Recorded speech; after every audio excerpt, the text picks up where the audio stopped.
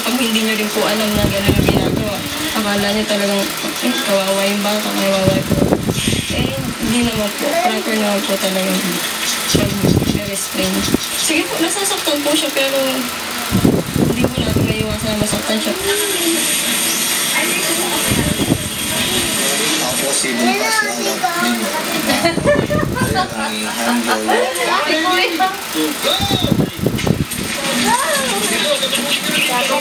Dapat. Ating ba? Dahil konting kan, hindi marunong paalam kung may puntahan, gano'n mga pasaway. Pasaway. Hoy! Sige, napakan na. Tulad nung pag-alis ng pagsali sa mga vacation sa tournament sa mga paggawa ng baka. Hindi siya nagpaalam, madalas hindi nagpapaalam. Magte-text na lang na doon siya sa ganitong lugar. Uwi talaga ako. Papasok ko kayo ng team na ganito. Muna sa lahat nga, yung panabaing tao, nag-iisang anak ng babae, dadalaw lang sila magkapatid. Kaya maaaring ayaw siya nang sumasahag sa ganun. Yan na yun sa... Sa bahay nila. Ang kiti, oh. Kambal. Hindi ako makatulog, hindi ako mapalagay. Sa iniisip ko kung anong nangyari sa babaeng tao, sumasahag sa ganun.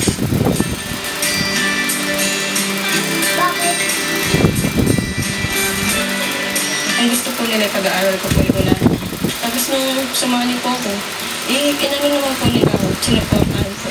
Pero hinahatid po. Kasi po uwian po ako ng second year dito. Pukumyot po ako. Sinusundo po niya ako sa bayan ko. Kasi mahirap po sumakay papunta dito.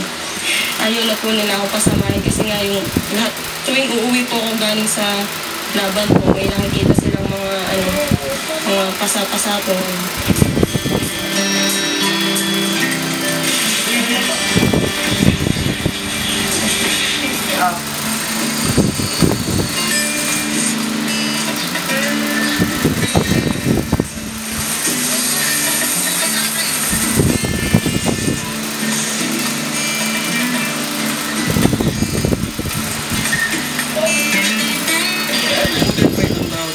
So, tradition ng Bodega ng Philippines na tapos mag-practice, may activities kami, community service. Ginagawa namin ito habang kamarada designers at kamarada rin ng arte, parang buhay ko ba talaga kami.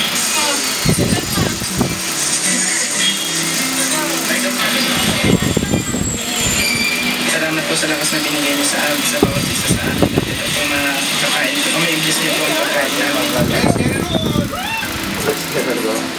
Ayun si ate. Sige na. Kaya rin lang po namin kumain. Papasok na po sa klase.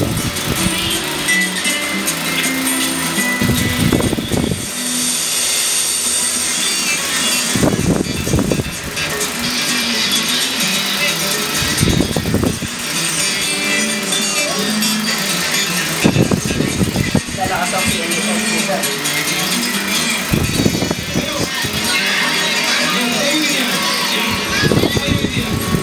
Sa Rodeo Festival ng Taloy po, may mga laro po na swing, yung karambola, casting down sa babae. Sa lalaki po kasi may steer wrestling.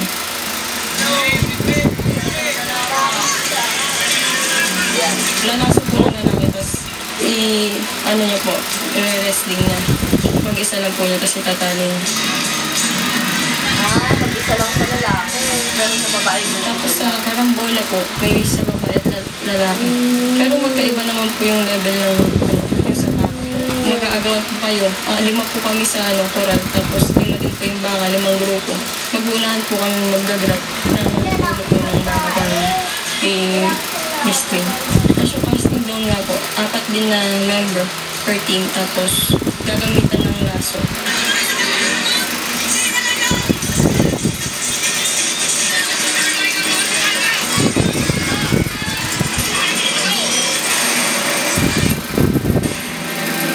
Paglapit ko po sa baka, gusto ko po ma-hitch na agad. Lumapit po ako agad, yung baka po pag sumita pa side po. Kaya naabutan po ako yung mukha ko. Pero tuloy pa rin po. Kasi kailangan po ituloy. Ayun. Ala, tumubo pala siya. Lagi. Hindi natin alam yun, ano? Hindi mo rin po maiiwasan yun kung nasa laro ka po. Kailangan po kasi lapitan para mas maayos na operation sa ilalim. Pag gano'n po kasi meron ibang technique po. Sa taas naman po kasi hitch. Pero yun po, kung ano po yung sanay nyo sa loob ng kagat, Kaya yung yun po yung bibigyan ng gagawin nyo maga. para mas mabilis yung time na maano po.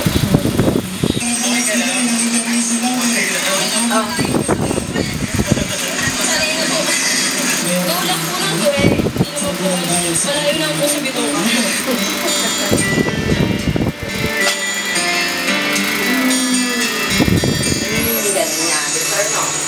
Agaling! 2009, nanalo ako sa Padre Garcia sa Batangas. Ako ang Darlene of the Rodeo, 2009. Kayo nanonood ng Front Row.